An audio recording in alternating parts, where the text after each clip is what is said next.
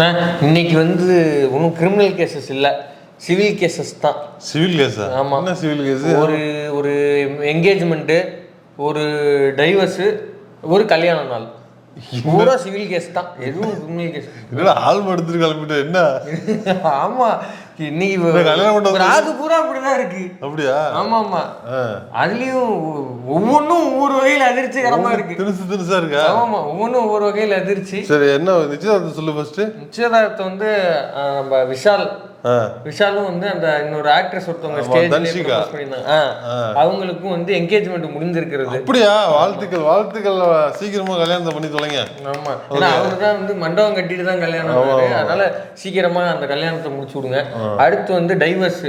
நம்ம ஒரு மாதம்பட்டி ரங்கராஜன் ஒருத்தர் இருப்பார்ல, அவர் மீது இரண்டாவது மனைவி, என் கூட வந்து திரும்ப அவருக்கு ஆயிடுச்சு, அவர் என் கூட வந்து சேர்ந்து வாழ மாட்டேங்கிறாரு அப்படின்னு சொல்லி ஏதாவது ஒரு பைசல் பண்ணி விடுங்க அப்படிங்கிற நிலையில அவங்க வந்து இன்னைக்கு புகார் கொடுத்துருக்குறாங்க. ஓஹோ. அப்புறம் மூணாவது மேட்ரு தான் ரொம்பவும் அதிர்ச்சிகரமான மேட்ரு. என்ன இது இதே மாதிரி தான் அதுவும் இருக்கு. இதுல என்ன அதிர்ச்சிகரமா செய்யுது? ராமதாஸ் அவர்களுடைய மனைவி சுசீலா அவர்களுடனான 50வது அவருக்கு சரஸ்வதி ராமன் பேரு. அது 60ஆம் கல்யாணம், அது முடிஞ்சிருச்சு. அது போன 24 முடிஞ்சிருச்சு. அது என்ன திரும்ப அது என்ன கொண்டாந்து பேச போற? 24 60வது கல்யாணம் முடிஞ்சிருச்சு. ஆமா, முடிஞ்சிச்சு சார். இவங்களோட சரஸ்வதி அவங்க நேத்து சுசீலா அவர்களுடைய 50வது திருமணம். திரும்ப சரஸ்வதிங்கிற திரும்ப சுசீலாங்கிறேன்டா. அவங்க முதல் மனைவினே, இவங்க 2வது மனைவினே. இது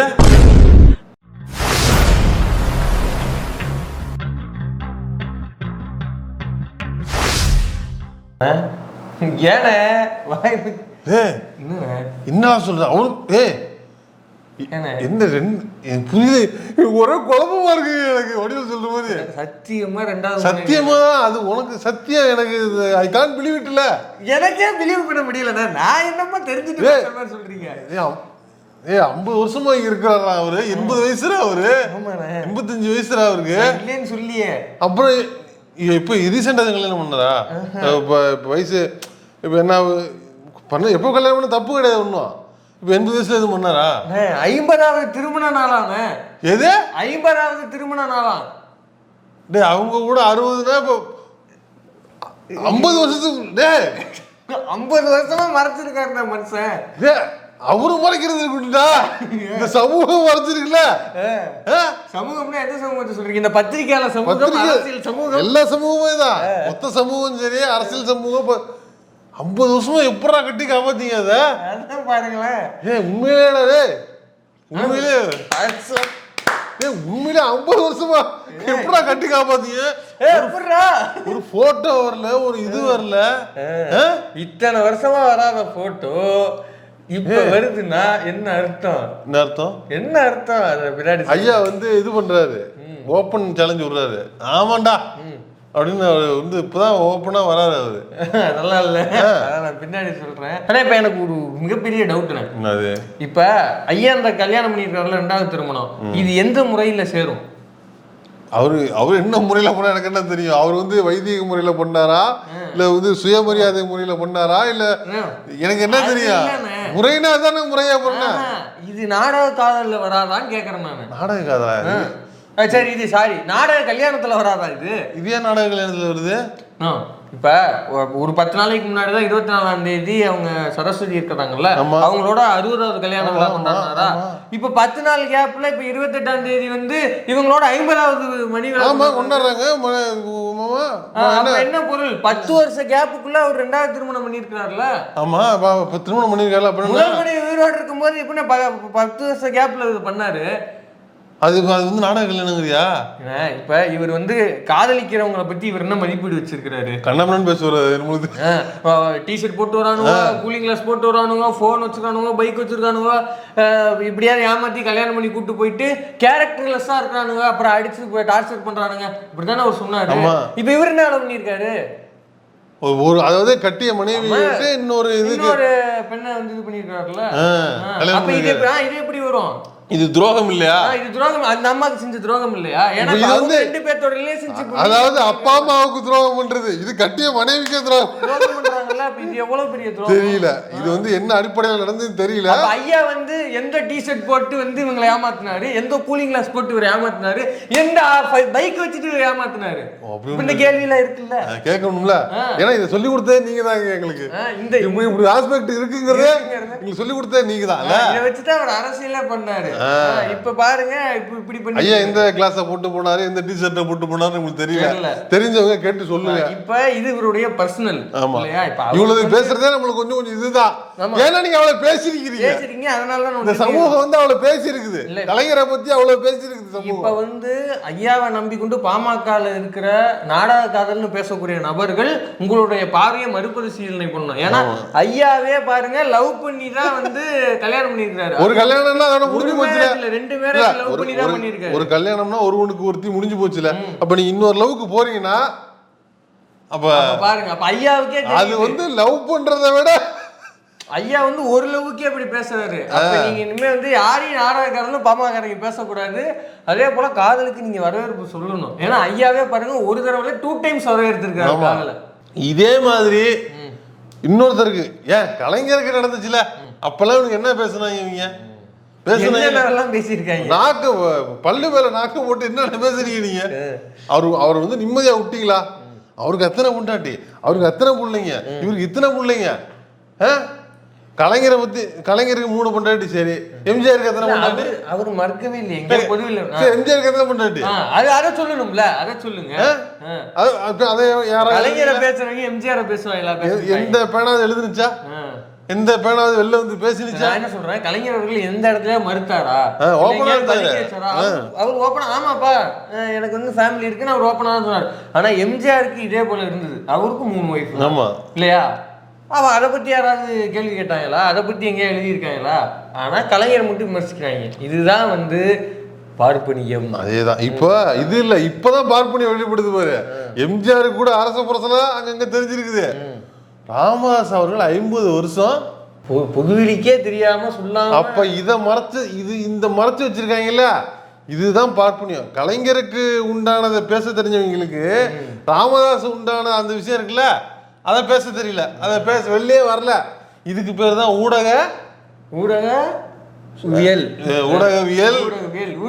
சொகுசு. இதுக்கு பேர் தான் பார்ப்பனியம். கலைஞரை வந்து தூட்டுறவங்களுக்கு ராமதாஸை பத்தி பேச வரலையே, இந்த நாக்கு வரமாட்டேங்குது, அது என்ன கருவு முடிச்ச நாக்கு, என்ன கருவு முடிச்ச பேனா? அது பியூர்லி அவருடைய பர்சனல். நம்ம கேட்கறது என்னன்னா பர்சனல் கலைஞருக்கு தானே பர்சனல். அது அதாவது நீங்க யோசிச்சு பாருங்க, அவர் வீட்டுல அவரை பேசினா கூட பரவாயில்லடா. அவர் புள்ள குட்டி அவரே சொல்லியிருக்காரு, என்ன ஏசி, என் புள்ள குட்டி ஏசி, என் குடும்பத்தை ஏசி எல்லாத்தையும் வந்து புள்ள குட்டிலாம் தூத்து இப்படி வந்து பண்றீங்களா அவரே வருத்தப்பட்டிருக்காரு இல்ல. இப்ப இன்னைக்கு இவ்வளவு பெரிய சண்டை நடக்குது இல்ல ராமதாஸ் வீட்டுல, புள்ள சண்டை நடக்குது. இப்போ ஒரு பிரச்சனை வருதுல்ல, எவனாவது வெளியில எழுதுறானா, அதை எவனாவது உட்காந்து பேசுறானா, மீட்டிங் போட்டு இல்ல வந்து டிபேட் போட்டு இந்த சேனல்ல எல்லாம் யூடியூப் சேனல்ல பேசுறானா? ஆனா கலைஞர் விஷயம் மட்டும் நாளுக்கு நாள் டிபேட்டா வைப்பாங்க, கிசு எழுதுவாங்க. நீங்க யோசிச்சு பாருங்க, இந்த இடதுசாரிய பார்ப்பனர் இல்லாத இந்த அரசியலை வெகுஜன ஒடுக்கப்பட்ட, பிற்படுத்தப்பட்ட, தாழ்த்தப்பட்ட இந்த மக்களுக்கான அரசியலை செய்யக்கூடிய ஒரு தலைவருக்கு பிரைவசியே இல்லாம இந்த ஊடகவியலும் சமூகமும் போட்டு கிண்டி குடஞ்சு எடுத்ததுன்னா அது கலைஞருக்கும், அதன் பிறகு இப்ப இருக்கிற திமுக தலைவருக்கும், முக்கியமா இப்ப தலைவர் திருமா போன்றவர்கள், இவங்களுக்கு தான். இவங்களுக்கெல்லாம் யோசிச்சு பாருங்க, பிரைவசியே ஒண்ணு இருக்காது. ஏன் தயங்குனீங்கனால ஓப்பனா சொல்லுங்க, நல்ல பாயிண்ட் தான் அது. அதுதான் சொல்ல தயங்கலாம். ஸ்டாலின் அவர்களுக்கோ, திருமா அவர்களுக்கோ, உதயநிதி ஸ்டாலின் அவர்களுக்கோ, இன்பநிதிக்கோ அங்க வரைக்கும் போயிருச்சு. இப்பவே ஆரம்பிச்சிட்டாங்க. பிரைவசிங்கிறது ஒண்ணு கிடையாது. இப்பவே ஆரம்பிச்சிட்டாங்க. இப்போ வந்து உதயநிதி ஸ்டாலின் பையனை பத்தி பேசுன அவங்களுக்கு, உதயநிதி அவர்கள் வந்து கட்சியில இருக்கிறாரு, கட்சி பொறுப்பாக தொடர்ந்து இருக்காரு, துணை முதல்வராக இருக்கிறாரு. அவரோட அதுவுமே தப்பு தான். அவர் பிரைவசி அவர் பையங்கிற ஒரே காரணத்துக்காக அந்த பையனோட அந்த இப்ப பொள்ளாச்சி சேரம பையன் கூட தான் பொள்ளாச்சி கேஸ்ல அந்த பாலியல் வழக்குல சம்பந்தப்பட்டாப்புல எத்தனை பேர் எடுத்து பேசுனாங்க? அதை எவ்வளவு இந்த மாதிரி போட்டோ என்ன வெளில வந்துச்சா? அது இந்த இதுக்கு பேர் தான் ஊடகனுடைய பர்சனல் வாழ்க்கை. ஆனா இவன் பண்ணது என்ன?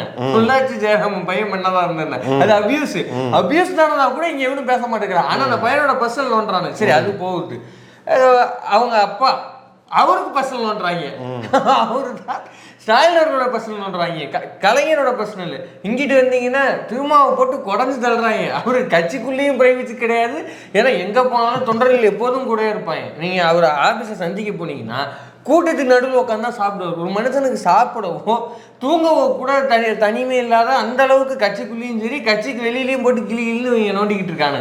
ஆனா ராமதாஸ் அவர்களுடைய இந்த பர்சனல் லைஃபை பத்தி எப்படி பொதுவெளிக்கு இத்தனை வருஷமா தெரியாம எப்படி 50 வருஷம்டா 50 வருஷம் எப்படா நீங்க மெயின்டைன் பண்ணீங்க அதை? சரி அவரும் நீங்க மெயின்டைன் அவர் எப்படி மெயின்டைன் பண்ணாரு 50 வருஷம்? வெளியே சொல்லாம ஒரு போட்டோ கூட வெளில வராம இதை வந்து வெளியில ஏண்டா கிசுகிசுக்கு பேர் போன சவுக்கு சங்கரே பேசுறது இத அவங்க கூட போயிட்டு வந்தாங்க. அவங்க கூட போயிட்டு வந்திருக்கிறான். இது வரைக்கும் ஒரு வார்த்தை சொன்னது இல்ல. அப்ப இங்க பார்ப்பனி எவ்வளவு பெரிய வேலை பார்க்குது தெரியுதா? இப்ப அப்பா பையனுடைய சண்டை ஏன் அப்படிங்கிறது இப்ப இன்னொரு பாயிண்ட் ஆஃப் வியூ வேற கிடைச்சிருக்குது. அப்படின்னா ஆமா, அதாவது சொன்னார்லண்ணே இந்த மயக்க தூக்கி அடிச்சான், இந்த அதான் அம்மா அடிச்சுதானே சொன்னாரு. அம்மா அடிச்சான்னு சொன்னாரு. எந்த அம்மா அடிச்சாங்கன்னு அவர் சொல்லல. அப்படி ஒன்று இந்த அம்மாவை கூட அடிச்சிருக்கலாம்ல, அவர் அம்மாவை அடிச்சுட்டான் அப்படின்னு தானே சொன்னாரு. ஓ அதான் அவருக்கு கவலைப்படல, அதை அடிக்கவே இல்லைங்கிறாரு. இப்படி ஒண்ணு இருக்குமோ இருக்குல்ல, அவர் ஏன் அப்புறம் அந்த அம்மாவை அடிக்கணும் அவரும் சொல்றாருல்ல. ஏன்னா அவரும் பேசும்போது எங்க அம்மா தானே எனக்கு உயிர், அவங்கள போய் நான் அப்படி பண்ணுவேனா? ஆனா ஏன் அப்படி பண்ணணும்? அவரு சின்னவரு சின்ன ஏன் அப்படி பண்ணணும்னு இருக்குல்ல. இல்ல நான் என்ன சொல்றேன்னா அவரு வந்து எங்க அம்மாவை நான் அடிக்கல அப்படின்னு அவரு சொன்னாரு, இவரு அம்மாவை அடிச்சு விட்டான் அப்படின்னு தான் இவரும் சொன்னாரு. இவரும் பேரை குறிப்பிட்டு சொல்ல, அவரும் பேரை குறிப்பிட்டு சொல்ல. இப்ப இந்த சம்பவத்துக்கு அப்புறம் தான் நமக்கு அது தோணுது. ஆமா ஒருவேளை இப்படி இருக்குமோ வாய்ப்பு இருக்கு. அது ஓகே. ஆனா இவர் மைக்கால எதுக்கு அடிக்கணும்? வாட்டர் பாட்டில் ஏன் அடிச்ச அப்படிங்கிறது ஒரு கேள்வி. மைக்கால ஏன் அடிச்ச? ஏன்னா ஐயாக்கு வந்து மண்டே வீங்கி போச்சு அப்படின்னாப்ல. ஓ அப்ப வந்து அன்புமணியோட கோபத்துக்கு காரணம் இதுவா இருக்குமோ அப்படின்னு இப்ப நான் வந்து சந்தேகப்பட வேண்டியிருக்குது இல்லையா? இப்படி எல்லாம் சந்தேகிக்கணும், அன்புமணி அவர்கள் மீது ஒரு சாஃப்ட் கார்னர் வரணும் அப்படிங்கறனாலதான் அந்த போட்டோ வெளில. அதெல்லாம் இல்ல, நல்லா வராதுங்கிறீங்க. அப்படி தெரியல, போட்டோவே அப்படிதான் வெளில விட்டாருங்கய்யா. அப்படித்தான் வந்து சமூக வலைதளங்கள்ல பரவலா பேசப்படுது. நீங்க யோசிச்சு பாருங்கண்ணே, 50 வருஷமா ராமதாஸ் அவர்களும் எவ்வளவோ விஷயங்களை வந்து ஆரம்ப காலகட்டத்துல பேசியிருக்கிறாரு. பார்ப்பனர்களை எதிர்த்து, பார்ப்பனியத்தை எதிர்த்துன்னு இப்படி பேசியிருக்கிறாரு இல்லையா? ஆனா அப்ப இந்த விஷயம்லாம் வெளியே வரலையே. ஏன் இத்தனை 50 ஆண்டுகள்ல இதெல்லாம் வெளியே 50 வருஷம் ஆச்சு. எனக்கு 50 வருஷமா அப்படி இருக்கிறது.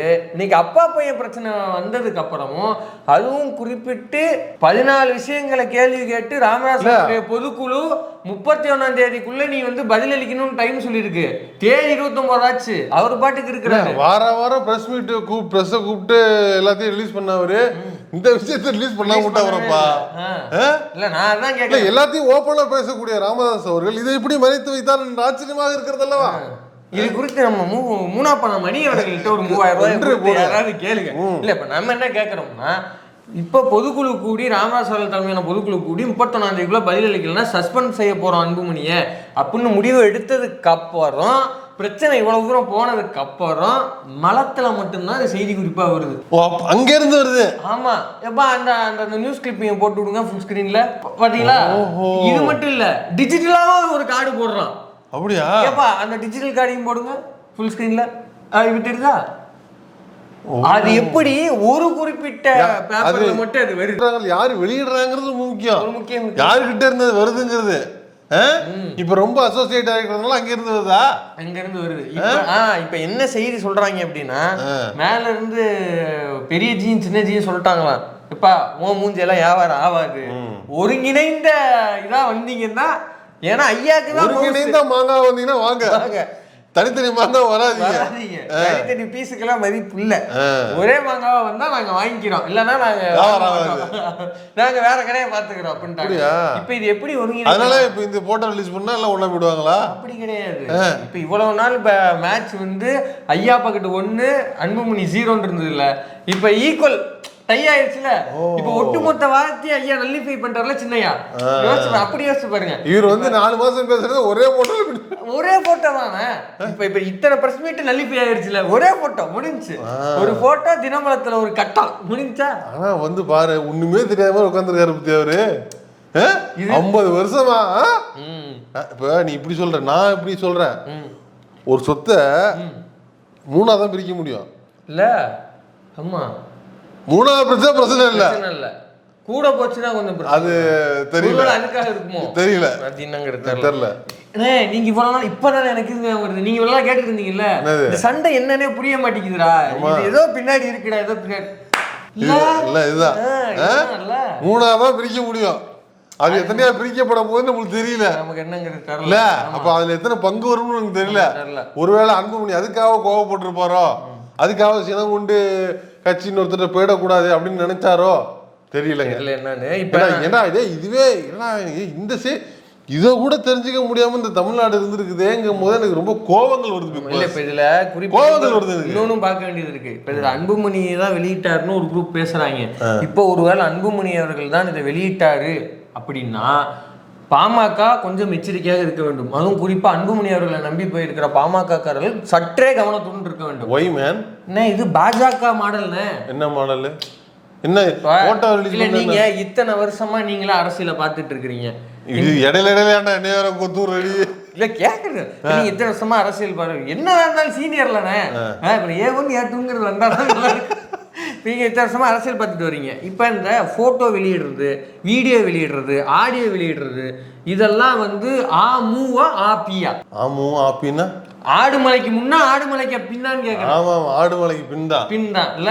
இது பாஜக மட்டும்தான் நடக்கும். அப்ப இது பாஜக மாடல். இந்த பக் வைக்கிறது, இந்த போட்டோ ரிலீஸ் பண்றது, வீடியோ ரிலீஸ் பண்றது, இது எல்லாமே பாஜக மாடல். நல்லா பாருங்க, இவரு சின்னையா வந்து பாஜகவோட நல்ல ஒராச பாஜகவே மாறிக்கிட்டு இருக்காரு. ஏன் நம்ம இவரே எடப்பாடி பழனிசாமி ஆம்புலன்ஸ் அடிச்சு உடைக்கிறாங்கன்னா இந்த லெவலுக்கு வந்துட்டாங்க. பஸ்ஸை கொளுத்துனவங்க நீங்க ஆம்புலன்ஸ் அடிச்சு உடைக்கிறாங்கன்னா பாஜக கூட கூட்டணி வைக்கிறானா, பாஜகவோட கூட்டு பொரியல குழம்பு ரசம்லாம் வைக்கிறாங்களா? இப்ப அதே மாதிரி இவரும் ஒருவேளை அவர் தான் ரிலீஸ் பண்ணிருக்காருன்னா இது ரொம்ப டேஞ்சர். தனியா ட்ரைனிங் கொடுப்பாங்களோ கூட்டு வச்சு தலைவர்களுக்கு எல்லாம். இதுல வந்து சோட போவாத ஒரே ஆளு ஐயா GK வாசன் மட்டும்தான். அவரு இது மாதிரி பண்ணுவாரா? அங்க பண்றதுக்கு ஆள் இல்ல. அதெல்லாம் சொல்லாது. அப்பெல்லாம் அப்படி வாட்ஸ்அப் குரூப்ல பக் வைக்க முடியாது.